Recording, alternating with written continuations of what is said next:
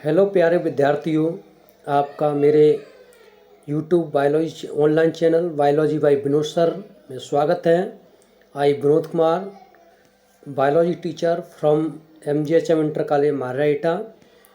प्यारे बच्चों, कोरोना काल में आपकी पढ़ाई बाधित न हो, इसलिए मैंने यूट्यूब पे दोबारा क्लास स्टार्ट की हैं, प्रारंभ की हैं।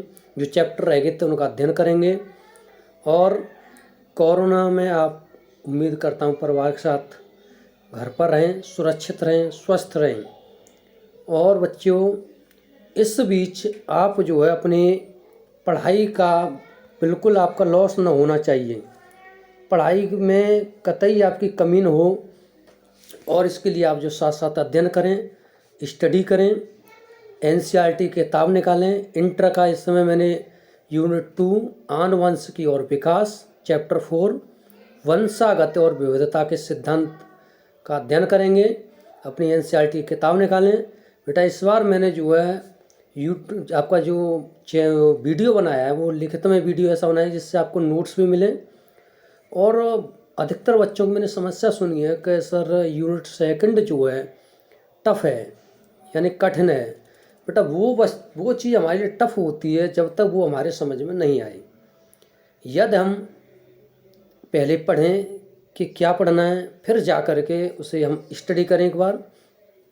हाँ, टफ है। इसे बायोलॉजी का एक तरह से मैथ समझिए, जेनेटिक्स को, कि मैथ की तरह इसमें नंबर्स जो हैं, जितने जो आपके मार्क्स हैं वो पूरे आएंगे, लेकिन इसके लिए मेहनत करनी पड़ेगी।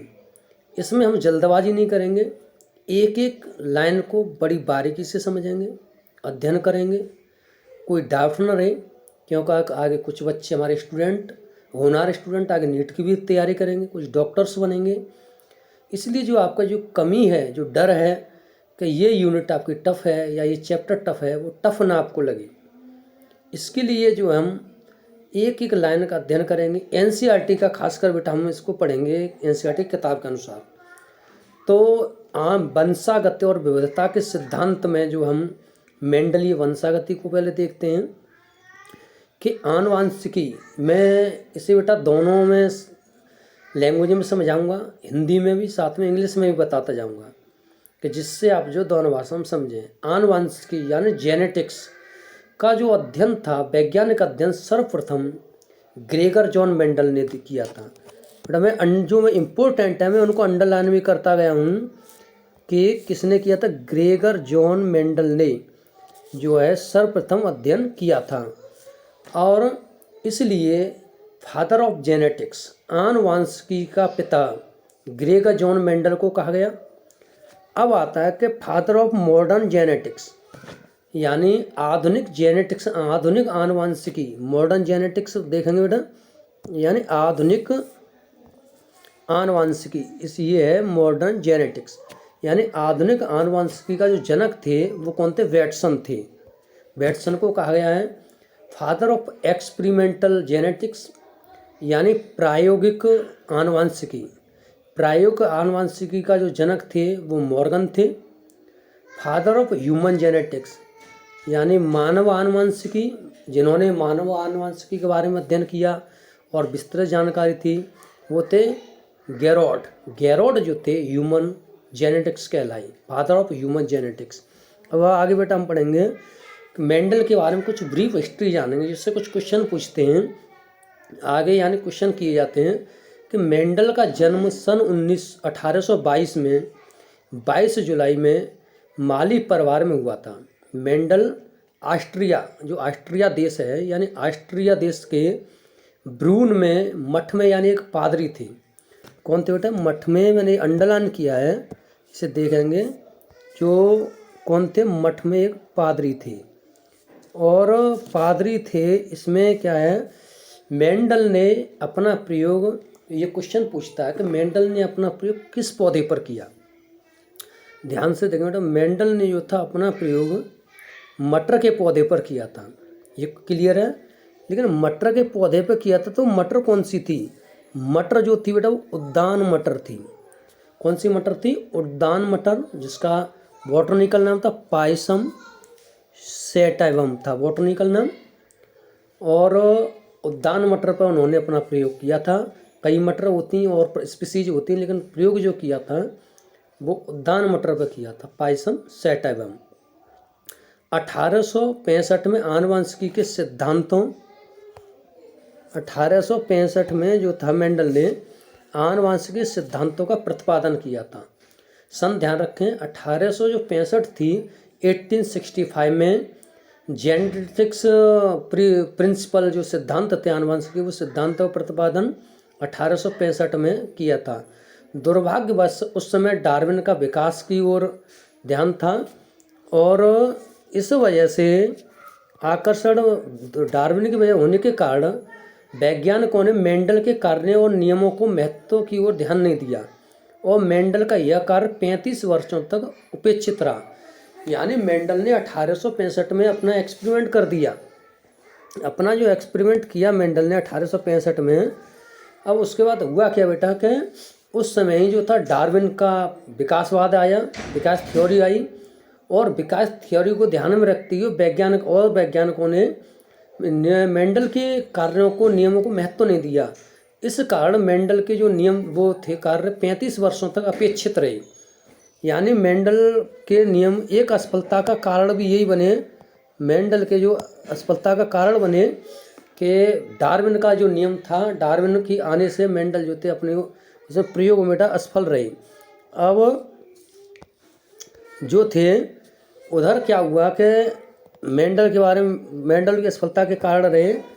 मेंडल की मृत्यु जो थी 1884 में हुई। मेंडल की मृत्यु के 16 वर्ष बाद, ये अंडरलाइन किया देखने एक बार फिर भी, मेंडल की मृत्यु के 16 वर्ष बाद यानी 1884 में 16 प्लस करेंगे तो 1900 में 3 वैज्ञानिकों ने स्वतंत्र रूप से अलग अलग अध्ययन करके वही निष्कर्ष निकाले जो मेंडल ने प्रस्तुत किए थे। यानी 16 वर्ष बाद मेंडल की जब मृत्यु हो गई तो उस मृत्यु के 16 वर्ष बाद जो थे 3 वैज्ञानिक थे, उन्होंने भी स्वतंत्र रूप से अलग अलग कार्य किया और कार्य करने के बाद जो रिजल्ट देखा, जो निष्कर्ष आए, वही निष्कर्ष आए जो मेंडल ने निकाले थे। वो वैज्ञानिक थे, पहले थे आपके हॉलैंड के हुगो डी ब्रीज, हॉलैंड के थे बेटा हुगो डी ब्रीज, और ऑस्ट्रिया के शेरमार्क और जर्मनी के कॉल कोरेंस। ये 3 जो वैज्ञानिक थे, इन्होंने मेंडल के नियमों के पे अलग अलग अध्ययन किया और जो इनका रिजल्ट आया वो मेंडल का जो नियम रिजल्ट आना था वही रिजल्ट इनका आया। और उपयुक्त तीनों वैज्ञानिकों के प्रयोगों के परिणाम स्वरूप मेंडल के नियमों को पुनः विश्व में विख्यात किया गया। आनुवंशिकता के इन नियमों को मेंडलिज्म कहा गया। पूछता कि मेंडलिज्म क्या कहलाई, यानी मेंडल आनुवंशिकता के जो ये नियम थे जो मेंडलिज्म कहलाई। अब ये हमने बेटा मेंडल के ब्रीफ हिस्ट्री पढ़ ली।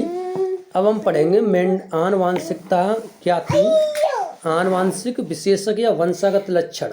ये पूछता है कि वंशागत लक्षण या आनुवंशिक विशेषक क्या थे। हेरिडिटी करैक्टर और जेनेटिक ट्रैट्स इन्हें बोला जाता है। यानी जीवों में एक पीढ़ी से दूसरी पीढ़ी में जाने वाले लक्षण, यानी जीवों में एक पीढ़ी से दूसरी पीढ़ी में जाने वाले लक्षण आनुवंशिक विशेषक या वंशागत लक्षण कहलाते हैं। यानी वो लक्षण जो एक पीढ़ी से दूसरी पीढ़ी में जाते हैं आनुवंशिक या वंशागत लक्षण कहलाते हैं। अब पढ़ेंगे वंशागत या आनुवंशिक क्या होती है। यानी हेरिडिटी या इनहेरिटेंस, यानी वंशागत लक्षणों के एक पीढ़ी से जो आनुवंशिक जो लक्षण थे, यानी वंशागत जो लक्षण थे कि एक पीढ़ी से दूसरी पीढ़ी में जाने की प्रक्रिया वंशागत या आनुवंशिकता कहलाती है। यानी जो वंशागत लक्षण हैं या आनुवंशिक लक्षण हैं, उनका एक पीढ़ी से दूसरी पीढ़ी में पहुंचना की जो प्रक्रिया, जिस प्रक्रिया द्वारा पहुंच रहे हैं वो वंशागति या आनुवंशिकता कहलाती है। यानी फादर्स से जो चाइल्ड में जो करैक्टर्स आएंगे, जो आनुवंशिक लक्षण जिस क्रिया द्वारा पहुंचेंगे, वो जो लक्षण हैं वंशागत या आनुवंशिक लक्षण कहलाएंगे। क्योंकि देखते हैं कि हम पिता की या माँ की तरह जो फर्स्ट जनरेशन जो चाइल्ड होता है वो भी थोड़ा बहुत अंतर होता है, कॉपी बन जाती है एक तरह से। तो जो लक्षण पहुँचे, जो आनुवंशिक लक्षण थे, जो एक पीढ़ी से दूसरी पीढ़ी में पहुँचे, वो प्रक्रिया क्या कहलाई? वंशागति। अब पढ़ेंगे आनुवंशिकी या आनुवंशिकी विज्ञान यानी जेनेटिक्स। यानी पूछता है डेफिनेशन ऑफ जेनेटिक्स। जीव विज्ञान की वह शाखा है, यानी जीव विज्ञान की वह शाखा जिसके अंतर्गत जीवों की वंशागति, यानी इसके अंदर जीवों की वंशागति, भिन्नताओं और समानता और भिन्नताओं को अध्ययन किया जाता है। यानी इसमें जीवों की जो वंशागति थी कि कौन कौन से इसमें आनुवंशिक लक्षण गए और एक पीढ़ी से दूसरी पीढ़ी में कैसे पहुँचे, ये वंशागति। और भिन्नता, यानी भिन्नता जो होती है मतलब वेरिएशन जो होता है कि यानी एक पीढ़ी से दूसरी पीढ़ी में जो देखते हैं कि कुछ अंतर होता है।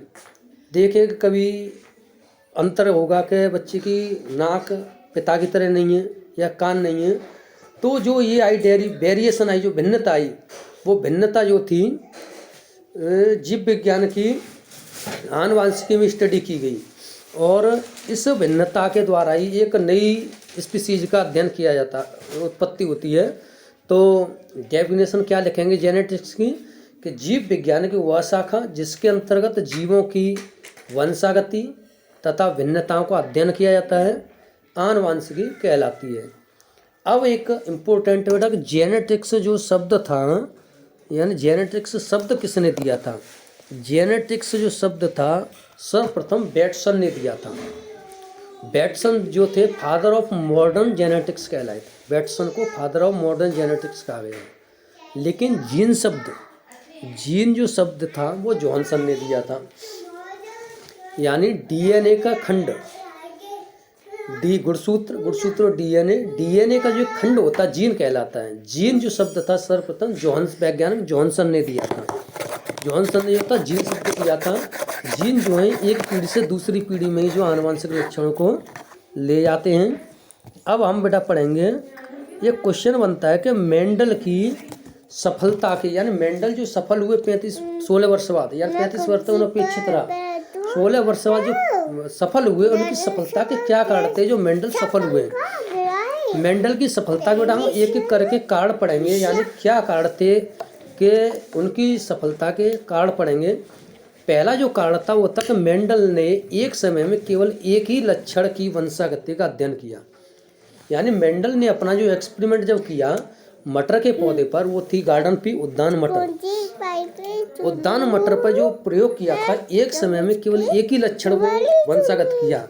यानी मटर का जो लंबापन था या बौनापन था, एक लक्षण को एक समय में अध्ययन किया। दूसरा उसका जो सफलता का कारण था कि मेंडल ने अपने प्रयोगों को द्वितीय तथा तीसरी या आगे तक पीढ़ियों तक अध्ययन किया। यानी मेंडल ने अपने जो प्रयोगों का अध्ययन किया, ऐसा न कि उसे एक पीढ़ी में जाके छोड़ दिया। अपने जो प्रयोगों का अध्ययन किया था वो द्वितीय तथा तृतीय पीढ़ी और आगे तक कई पीढ़ियों तक अध्ययन किया। तीसरा जो लक्षण था, उन्होंने अपने प्रयोगों में इकट्ठे किए गए आंकड़ों का पूरा रिकॉर्ड रखा। ऐसा नहीं कि कुछ बच्चे हम देखते हैं कि पूछें कि बेटा पिछली क्लास की कॉपी कहाँ के सर, वो तो बेच दिया, वो कर दी। यानी उन पर अपना एक वर्ष तक का रिकॉर्ड नहीं रखा जाता। लेकिन मेंडल ने अपना जो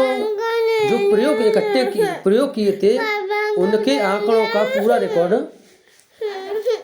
पूरा रिकॉर्ड जो था सावधानी पूर्वक रिकॉर्ड को रखा तथा सावधानी पूर्वक उनका विश्लेषण किया। उन रिकॉर्डों को सावधानी पूर्वक विश्लेषण किया।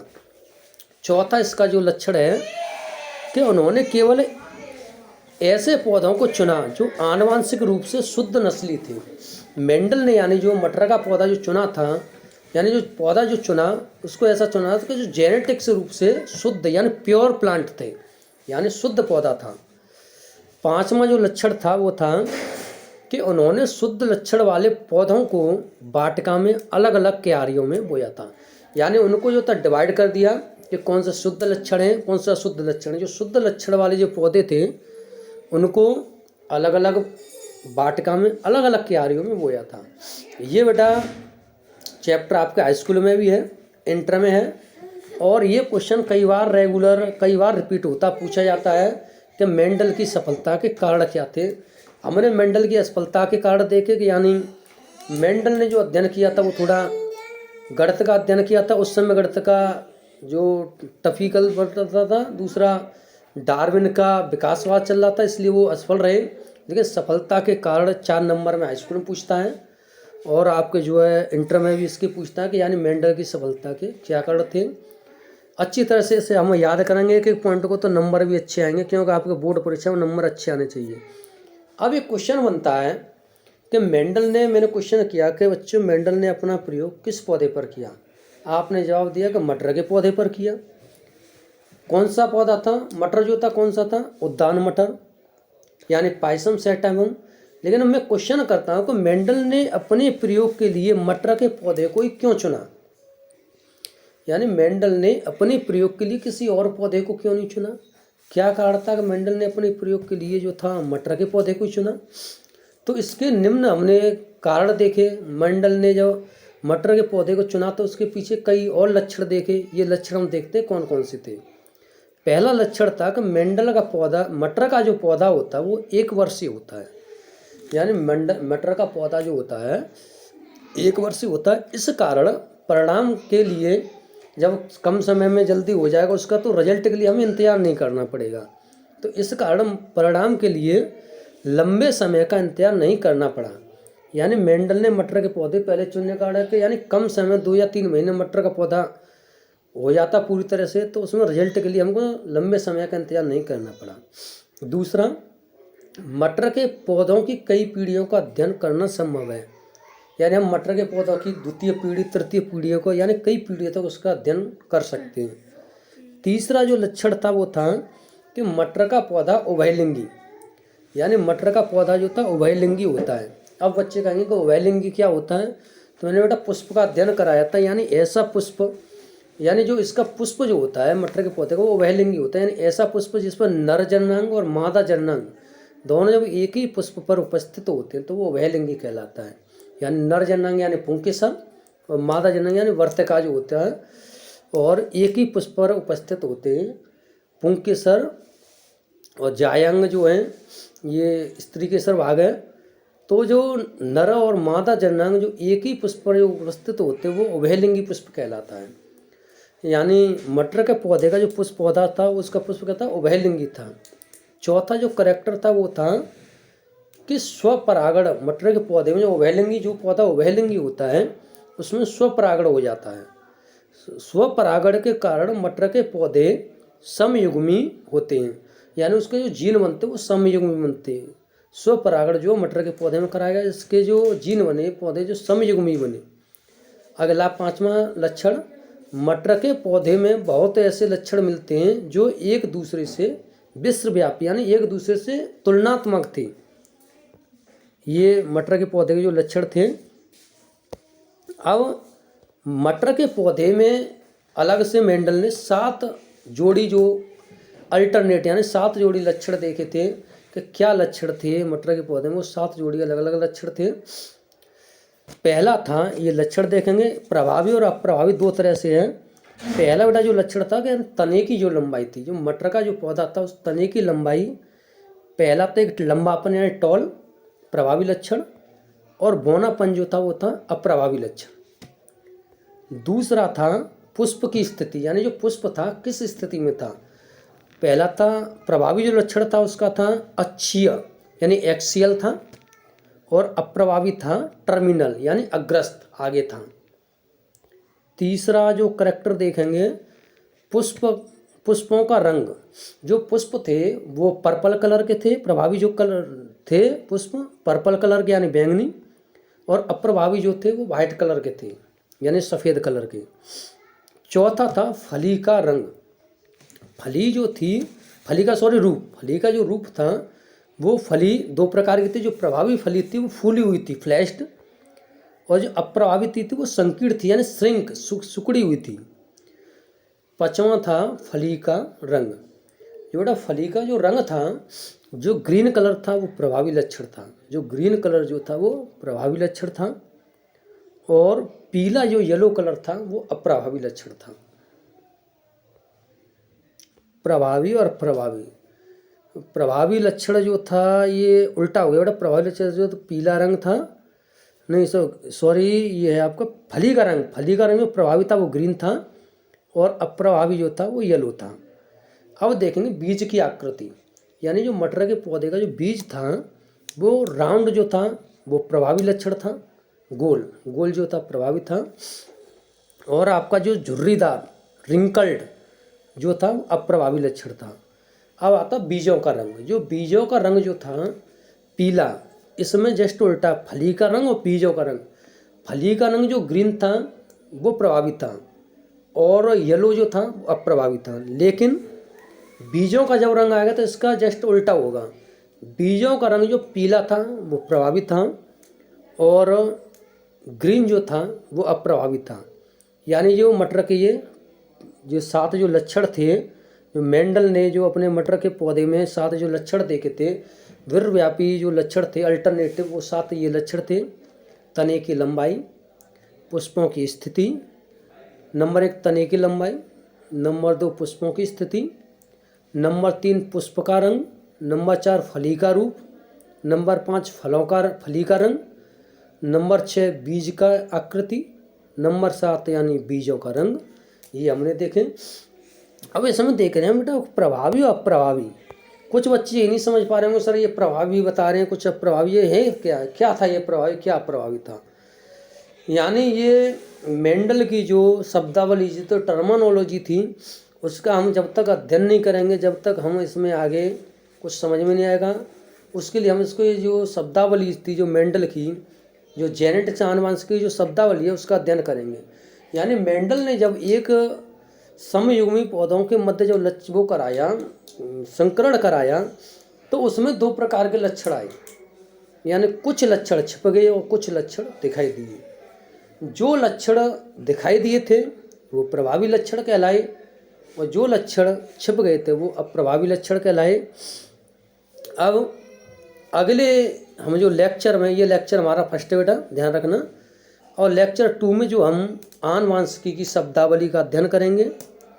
और आनुवंशिकी की शब्दावली हम जब समझ पाएंगे जब हम पहले यानी लेक्चर फर्स्ट का जो पूरी तरह से इसका अच्छे तरह से अध्ययन करेंगे, नोट्स बनाएंगे अच्छे से और अंडरलाइन करेंगे, क्योंकि ये चैप्टर टफ है और आपको आसान मैं बनाऊंगा।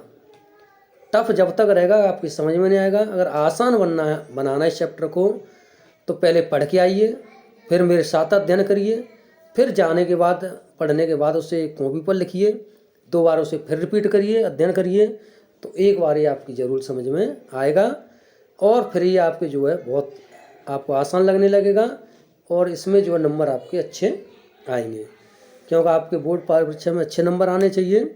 इसके साथ साथ नंबर आए जब आपका बेस जो है कंसेप्ट, यानी इंटर का जो बेस कंसेप्ट हो जाएगा, तो आगे आप जो भी तैयारी करेंगे, चाहे नीट की करें या कोई और भी जब तैयारी करते हैं सिविल लेवल की, तो उसमें बायोलॉजी भी इंटर लेवल की आती है।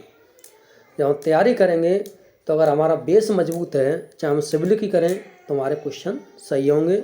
एक बार पुनः देखना होगा बस कि हमने ये पढ़ा, समझ में आएगा। अगर हमारा बेस कमज़ोर हो गया यानी रटने वाला, तो हम जो फ्लॉप हो जाएंगे। रटंत विद्या फलंत नहीं। अगले लेक्चर का आप जो है इंतज़ार करें। इसके लिए बेटा धन्यवाद।